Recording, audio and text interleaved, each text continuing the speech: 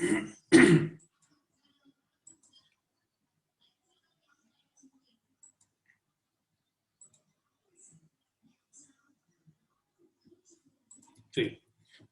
हम लोगों ने कल डिस्कस करना स्टार्ट किया था। मेरी आवाज आ रही सभी को? स्क्रीन शेयर दिख रहा है? Yes Yes, sir. sir. Okay. Yes, sir. हम लोगों ने कल स्टार्टिंग ली थी रिसर्च को लेकर। हम लोग पहले डिस्कस करेंगे आज रिसर्च क्या है, और फिर हम बात करेंगे कि एग्जैक्टली अगर हम बात करें तो रिसर्च मेथड्स में या रिसर्च सिस्टम में, फिर रिसर्च डिजाइन पर हम लोग आगे बढ़ेंगे। हम बात करेंगे जो रिसर्च है क्या और हम करते क्यों हैं। हमने आपसे पहले भी कहा है कि रिसर्च का मतलब होता है बार बार खोजना, और हर बार आपको एक नई सच्चाई, एक नया ट्रुथ, एक नया फैक्ट, एक नई चीज दिखाई पड़ेगी, जिसको हम समझने की कोशिश करते हैं अपने रिसर्च के रूप में। तो खासकर जो रिसर्च का सिस्टम है हमारे यहाँ, वो रिसर्च का मतलब सिर्फ यही है कि हम नॉलेज के लिए, हम ट्रुथ के लिए, हम इन्वेस्टिगेशन के लिए, खासकर जो मीनिंग ऑफ रिसर्च पर हम बात करें, अगर देखें इसमें, तो research means search of knowledge. शुरू से ही जो मनुष्य रहा है या इंसान रहा है, वो बड़ा ही क्यूरियस रहा है, जिज्ञासु रहा है, और आसपास की अपने होने वाली सभी घटनाओं और कोई भी social phenomena, economic phenomena, scientific orientation, हम किसी भी चीज पर डिस्कस करें, हर एक चीज पर व्यक्ति क्वेश्चन करता है और उस क्वेश्चन का आंसर चाहता है। हर व्यक्ति के अंदर मन में प्रश्न उठते हैं। ये प्रश्न क्यों उठते हैं? क्योंकि वो व्यक्ति उस विशेष जो नया ज्ञान उसके सामने आया है, जो नई चीज उसके सामने आई है, जो नई जानकारी उसके सामने आई है, वो क्या है और उसके बारे में वो कितना जान पाता है। तो अपनी एनालिसिस, अपनी माइंड सेट के आधार पर वो क्वेश्चन करता है, अपनी एनालिसिस और माइंड सेट के आधार पर क्वेश्चन करता है। अगर उसे क्वेश्चन का आंसर मिल जाता है तो उसके मन का प्रश्न शांत हो जाएगा, लेकिन अगर उसके क्वेश्चन का आंसर उसे नहीं मिलता है, तब वो क्वेश्चन को आंसर को सर्च करता है। वो गूगल करेगा, लोगों से पूछेगा, खुद देखेगा, कहीं भी सर्च करेगा। वो कहीं ना कहीं उस प्रश्न के उत्तर को जानना चाहता है कि जिससे उसका जो मन का जो सेटअप है वो ठीक हो और वो कम से कम उस आंसर के बारे में जान सके। दूसरा, अपनी नॉलेज को बढ़ाने के लिए और नॉलेज को सर्च करने के लिए, ज्ञान का सर्च है कि हम ज्ञान के लिए, अपने ज्ञान को बढ़ाने के लिए हम सर्च करते हैं। आपके मन में प्रश्न ही ना आए, जो प्रश्न आपसे रिलेटेड है नहीं है, आप उनके बारे में सोचे ही ना, इसका मतलब आपने अपनी जिज्ञासा को शांत कर दिया है, आप उस पर नहीं जा रहे हैं। अगर आपके मन में प्रश्न आते हैं और आपका उत्तर खोजने की कोशिश करते हैं, तो आप करेंगे search.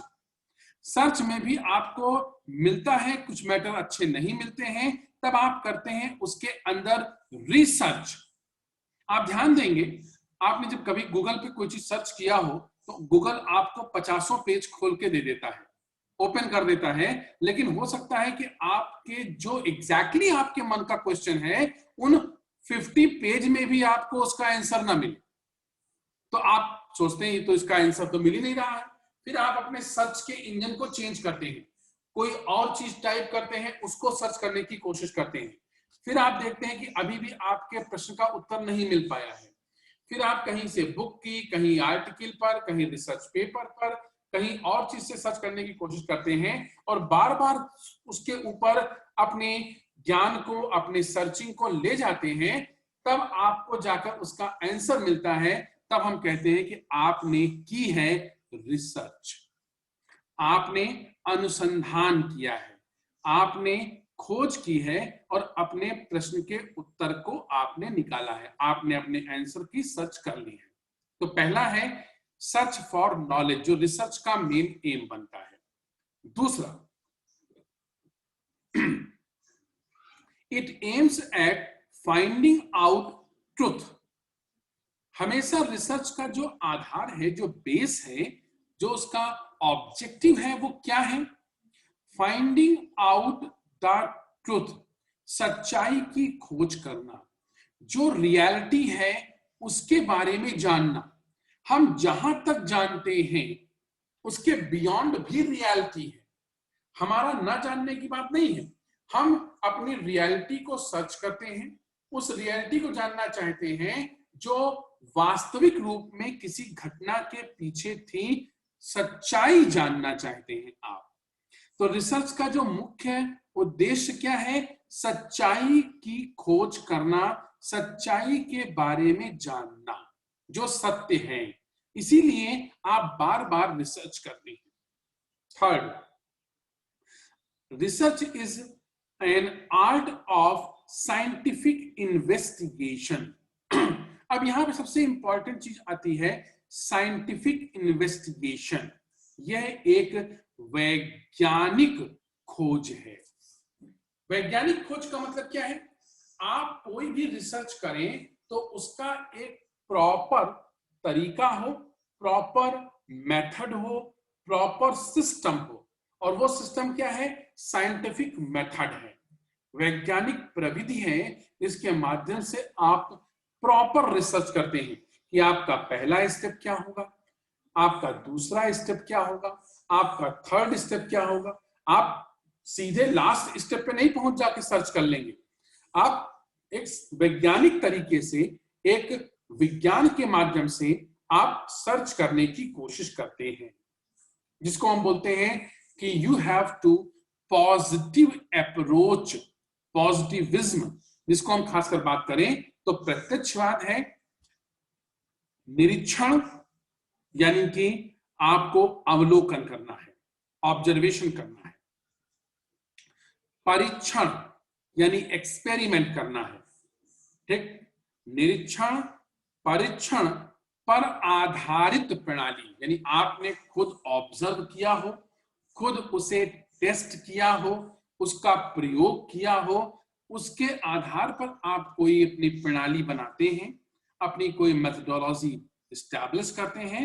That is scientific investigation, वो वैज्ञानिक खोज है। फिर नेक्स्ट है, research is a way of thinking, critically या examining aspect of daily life। ये रिसर्च जो है आपके वे ऑफ थिंकिंग है, आपके सोचने का तरीका है, और हर एक व्यक्ति की वे ऑफ थिंकिंग चेंज है, पर्सपेक्टिव चेंज है। वो अपने किसी भी विषय को, किसी भी टॉपिक को अपने नजरिए से देखना चाहता है और अपने नजरिए से क्वेश्चन करना चाहता है। तो हमें वैज्ञानिक तरीके को देखना होगा। अगर आपका नजरिया वैज्ञानिक है, आपकी रिसर्च साइंटिफिक है, आपका ओरिएंटेशन साइंटिफिक है, then your research will be scientific. आपकी रिसर्च भी फिर एक साइंटिफिक अप्रोच को लेकर चलेगी।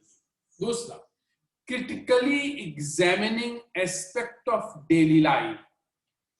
कई ऐसी घटनाएं हैं जो डेली लाइफ में चलती हैं, हम उसका एग्जामिनेशन नहीं करते हैं। जब हमारे माइंड पर कोई चीज क्लिक करती है, नहीं ये चीज कैसे हुई, वहीं पर आपकी थिंकिंग, आपका चिंतन बदलता है। जैसे न्यूटन का नाम सुना होगा आपने। न्यूटन ने जो ग्रेविटेशनल फोर्स के बारे में बताया, गुरुत्वाकर्षण शक्ति के बारे में बताया, तो उसकी कहानी लोग कहते हैं कि वो एक बाग में लेटा हुआ था और एक एप्पल, एक सेब नीचे गिरा, तो उसके दिमाग में आया कि ये एप्पल नीचे ही क्यों गिरा। Critically examining aspect of daily life. क्या उसके पहले लोगों ने देखा नहीं था? क्या उसके पहले लोगों ने सोचा नहीं था कि चीजें नीचे क्यों गिर रही हैं? हम कोई चीज उछालते हैं, पेड़ से फल गिरते हैं, कोई भी सामान गिरता है तो नीचे गिरता है, पृथ्वी पे गिरता है, ऊपर क्यों नहीं जाता है? लोगों ने इसके बारे में क्या क्रिटिकली एग्जामिन किया? नहीं किया। न्यूटन ने सोचा, डेली एस्पेक्ट, अभी रिसर्च का विषय बन गया उसके लिए।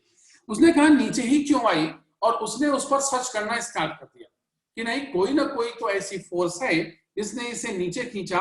उसने फिर उछाला ऊपर एप्पल, फिर वो नीचे गिरा, तो उसने सोचा ना कोई जरूर है। तब उसने उस पर रिसर्च करना स्टार्ट किया, एग्जामिनेशन करना स्टार्ट किया, ऑब्जर्वेशन करना स्टार्ट किया, मेथड्स यूज किए, और फिर उसने कहा कि नहीं, हमारी अर्थ में एक ग्रेविटेशनल फोर्स है जिसके कारण कोई भी वस्तु इस पर टिकी हुई है, वो बाहर नहीं जाती है, और तब तक नहीं जाएगी जब तक उसको इतनी तेज से ना उछाला जाए कि वो अर्थ की ऑर्बिट को क्रॉस कर जाए। अर्थ की ऑर्बिट को क्रॉस करने के लिए उसने कहा कि एक डेफिनेट वेलोसिटी होनी चाहिए, उससे नीचे की वेलोसिटी पर ये चीजें वापस आ जाएंगी। तो उसने एस्केप वेलोसिटी की बात की, जिसे आप पलायन वेग कहते हैं, 11.2 किलोमीटर पर सेकेंड, कि हम इतनी तेजी से उछाले ऊपर की ओर, और उसकी जो स्पीड है 11.2 किलोमीटर पर सेकेंड से अगर ज्यादा है तो वो बनी रही द पर्सन योर, तो अर्थ की जो ऑर्बिट है वो उससे क्रॉस कर जाएगा और वापस नहीं आएगी, और वो सारी चीजें आपको जो दिखाई पड़ेंगी वो ग्रेविटेशनल फोर्स के माध्यम से समझने की कोशिश की गई। तो कहीं ना कहीं लोगों का क्रिटिकली एग्जामिनेशन होगा। अब कुछ सोचा, कुछ समझा, और एस्पेक्ट ऑफ लाइफ में आर्किमिडीज ने सोचा, नहा रहा था टैंक में, सोचा, जब कूदा टैंक में तो उसे लगा, ओह, ये तो हम जब नीचे गए तो हम ऊपर भी आए, तो कहीं ना कहीं ये फ्लोटेशन है, फ्लोट का नियम है। तो जब तुरंत जो है बाहर निकला, यूरेका यूरेका चिल्लाकर। यानी कहने का हमारा मतलब है कि वेज ऑफ थिंकिंग है, रिसर्च जो है आप लगातार काम करते हैं, और कभी कभी आपको नहीं मालूम चलता, और कभी आपकी एवरीडे लाइफ से वो नया प्रश्न निकल आता है और नया उत्तर निकल आता है जिसका आप जवाब दे देते हैं। बेंजीन अपनी रिसर्च कर रहे थे, जब बेंजीन का नाम सुना है, केकुले, बेंजीन रिंग का जो दिया गया उसमें केकुले का नाम आता है। तो हुआ क्या कि केकुले अपनी रिसर्च कर रहे थे, और रिसर्च करके वो केमिस्ट्री में बेंजीन रिंग नहीं बना पा रहे थे, बहुत परेशान। फिर वो सो गए, नींद आई उनको, सो गए। सोने के बाद उन्होंने एक सपना देखा, और देखा कि कुछ सांप हैं, 6 स्नेक्स हैं, जो एक दूसरे के पूंछ को मुंह से पकड़े हुए हैं। तो उन्होंने एक रिंग के रूप में देखा कि वो रिंग बन रही है और वो एक दूसरे के साथ कोरिलेट हो रहे हैं। तो उन्होंने तुरंत उनकी आंख खुली और उन्होंने एक बेंजीन रिंग बना दी, और बीच में वही सर्किल बनाया आर्थोमेटा पैरा को लेकर।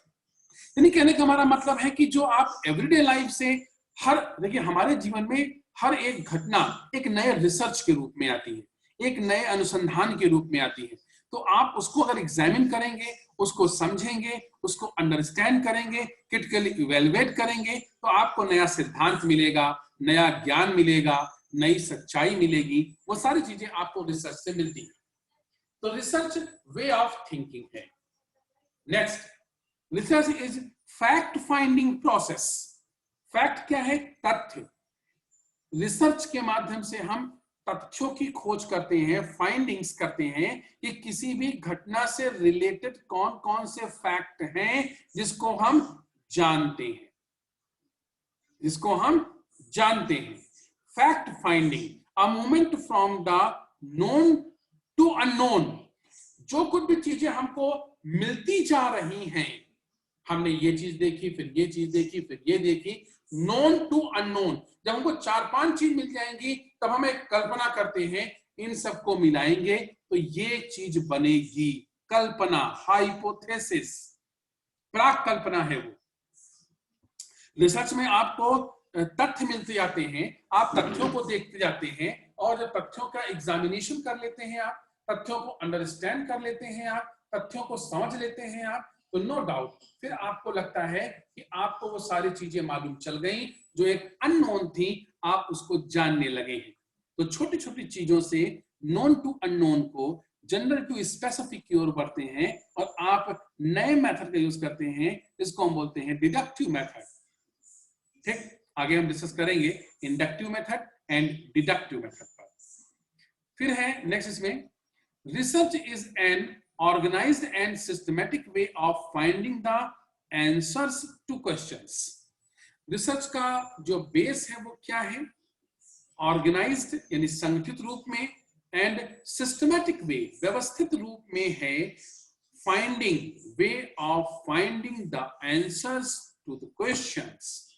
जो आपके मन में प्रश्न हैं, जो जिज्ञासाएं हैं, जो क्वेश्चंस हैं, उनके आंसर को खोजने के लिए हम रिसर्च करते हैं। ये बड़ी ऑर्गेनाइज्ड प्रोसेस के रूप में चलती है, जो ऑर्गेनाइज्ड वे में हम समझने की कोशिश करते हैं। अगर हम इसको डिफाइन करें, डेफिनेशन में बात करें, तो हमें खासकर दिखाई पड़ता है अकॉर्डिंग टू क्लिफर्ड वुडी, ठीक, सीआर कोठारी की एक बुक थी, क्लिफर्ड वुडी में कोठारी की बुक में 1988 में दिया गया। तो रिसर्च कंप्राइजेस ऑफ, अनुसंधान क्या है? Defining and redefining problems. जो सोशल प्रॉब्लम है, जो एग्जैक्टली क्वेश्चन है, उसको डिफाइन करना और रीडिफाइन करना, बार बार उसको रीडिफाइन करना। Formulating hypothesis. हाइपोथेसिस क्या है? It is a pre-assumption of any research finding. आप मन में एक कुछ सोच लेते हैं कि हम इस दिशा की ओर बढ़ रहे हैं, तो इस तरह का रिजल्ट आने की उम्मीद है, इस तरह का आंसर मिलने की उम्मीद है। तो हाइपोथेसिस हम बनाते हैं, फॉर्मुलेटिंग हाइपोथेसिस और सजेस्टेड सॉल्यूशंस। और यानी हाइपोथेसिस क्या है? एक कहीं ना कहीं सजेशन है, प्री एजम्पशन है हमारे सॉल्यूशन का। कलेक्टिंग यानी हम जो डाटा हमारे पास, जो भी डाटा हमें देखना है, तथ्य है, फैक्ट है। Collecting, organising and evaluating data. हम किसी भी घटना से जुड़ी हुई तथ्यों को कलेक्ट करेंगे, उसको ऑर्गेनाइज करेंगे। ऑर्गेनाइज करने का मतलब है कि हम उसे कहीं ना कहीं टैबुलेट करते हैं। हाँ अर्जुन, कोई क्वेश्चन? अर्जुन मल्होत्रा। सर एक क्वेश्चन था मेरा। हाँ यस सर, क्वेश्चन था सर एक मेरा। हाँ बोलो। सर अगर हमारे पास कोई चीज को लेके एविडेंस नहीं है तो हम उसकी रिसर्च कैसे करेंगे? हाँ मेरे देखिए, आपके पास मान लेते हैं कि आपने कहा कि हमारे पास कोई एविडेंस अभी नहीं है, तो अगर घटना घटी है, ध्यान दीजिएगा, अगर घटना नहीं घटी है तो एविडेंस नहीं होगा। जैसे कोई भी केस जिसपे आप प्रॉब्लम, अगर आपके दिमाग में वो प्रॉब्लम आई है, इसका मतलब कहीं ना कहीं घटना भी हुई है, कोई भी फेनोमेना हुई है। भले ही आपके पास अभी एविडेंसेस नहीं है, लेकिन आप उसके एविडेंसेस को सर्च करेंगे, उसके एविडेंसेस को खोजेंगे, उस घटना से जुड़े हुए लोगों से बात करेंगे, उस घटना से जुड़ी हुई जगहों पर जाएंगे, ऑब्जर्वेशन करेंगे, फैक्ट सर्च करेंगे, खोजेंगे, बनाएंगे। सारी चीजें हैं, ये सारी चीजें आपको क्रिएट करनी पड़ेंगी, तब जाकर आपकी रिसर्च कंप्लीट हो पाएगी। जरूरी नहीं कि हर घटना का आपके पास एविडेंसेस मिल ही जाए। जैसे मान लेते हैं कोई मर्डर हो गया, अब मर्डर आपने देखा नहीं, मर्डर आपने देखा नहीं, पुलिस ने देखा नहीं, और पुलिस को उस घटना के बारे में जानना है, तो वो एविडेंसेस खोजती है, वो तथ्यों को खोजेगी, वहां पे जाएगी, उसके बैक हिस्ट्री को देखेगी, उसकी केस हिस्ट्री पढ़ेगी, उसकी कॉल डिटेल को देखेगी, उससे रिश्तेदारों से मिलेगी, उसके पास लोगों से मिलेगी, बातचीत करेगी, लोगों से सर्च कराएगी, और तरह तरह के एविडेंसेस निकाल कर उस घटना से जुड़े हुए ट्रुथ की फाइंडिंग्स को बनाएगी और फिर रिसर्च करेगी। क्लियर? तो जरूरी नहीं कि आपके पास हर एक प्रॉब्लम के एविडेंस हो, आपको एविडेंस सर्च करना होगा, फैक्ट खोजना होगा, फैक्ट फाइंडिंग करनी होगी, तब डेटा एनालिसिस करनी होगी। तो हम इसीलिए कह रहे हैं collecting, organising and evaluating data. आप डेटा को कलेक्ट करेंगे, ऑर्गेनाइज करेंगे, यानी ऑर्गेनाइज करना। कभी हमारे पास जब डेटा आता है तो बहुत ही डिस्टर्ब या हैप्लड डेटा है कि हम बहुत उसको नहीं कर पा रहे हैं, तो हम करते क्या है कि डेटा को टैबुलेट करते हैं। टैबुलेट का मतलब क्या है, अलग अलग सारणियों में रखते हैं। टैबुलेशन का हम सिंपल सा आपको एग्जांपल देते हैं। हम लोग बचपन में गुल्लक रखते थे, गुल्लक, ठीक। तो अगर हम बात करें पिगी बैंक, तो उसमें डिफरेंट टाइप के हमने कॉइन्स डाल दिए और हमने कहा कि हम बर्थडे वाले दिन या किसी दिन उसको जो है हम ओपन करेंगे और उसको काउंट करेंगे। आपने जब उसको काउंट करना शुरू किया तो सबसे पहले आप क्या करते हैं, आप डायरेक्टली काउंट नहीं करते, आप जो डाटा है, ये जिस समंक है, जो डाटा है, आप इससे आपके सामने आया तो आप इसे क्लासिफाइड करेंगे, टैबुलेट करेंगे।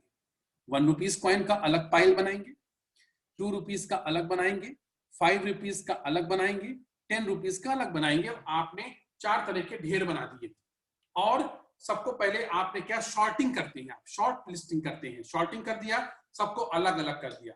अब जिस जिस का पाइल है, ढेर है, आपने उसे काउंट कर लिया, नोट कर लिया, काउंट कर लिया, नोट कर लिया, और 4 तरह के कॉइन है, 4 तरह की टेबल बनी, आपका डाटा बिल्कुल क्लियर हो गया और आपने उसे इवेलुएट कर दिया।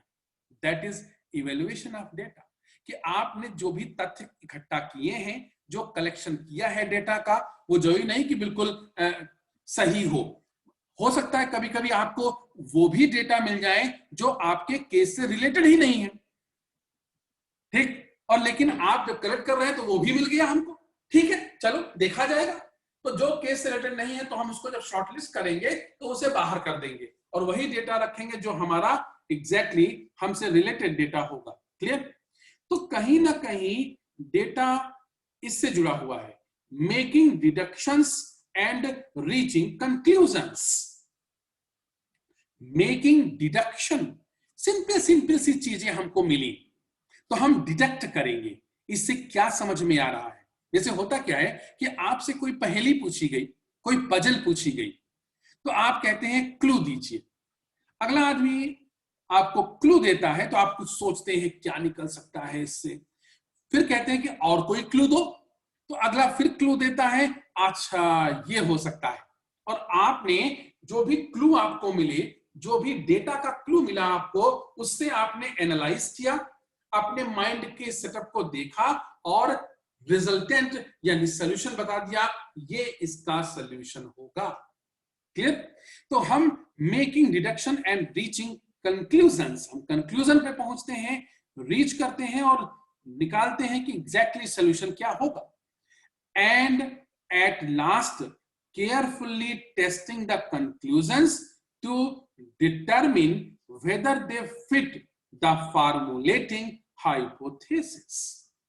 और बिल्कुल लास्ट में हम केयरफुली टेस्ट करेंगे अपने कंक्लूजन को, अपने डिटरमिनेंट्स जो उसके रिप्रेजेंटेशन रहे हैं उसको करेंगे और देखेंगे जो हमने सोचा था पहले, जो हमने कल्पना की थी, जो हमने फॉर्मुलेट किया था हाइपोथेसिस, क्या वो जस्टिफाई हो पाई।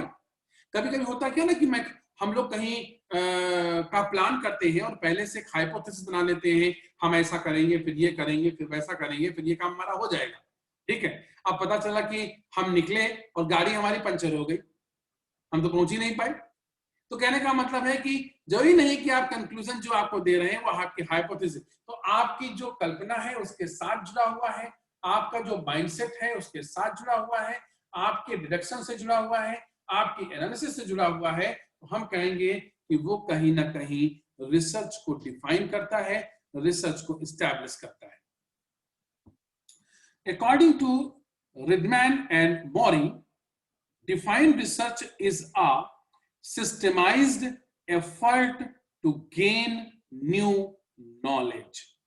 किसी भी नए प्रकार के ज्ञान, नई प्रकार की चीजों को जानना और उसके लिए एक व्यवस्थित तरीके से प्रयत्न करना, एफर्ट करना, मेथड बनाना और उसको जानना रिसर्च है।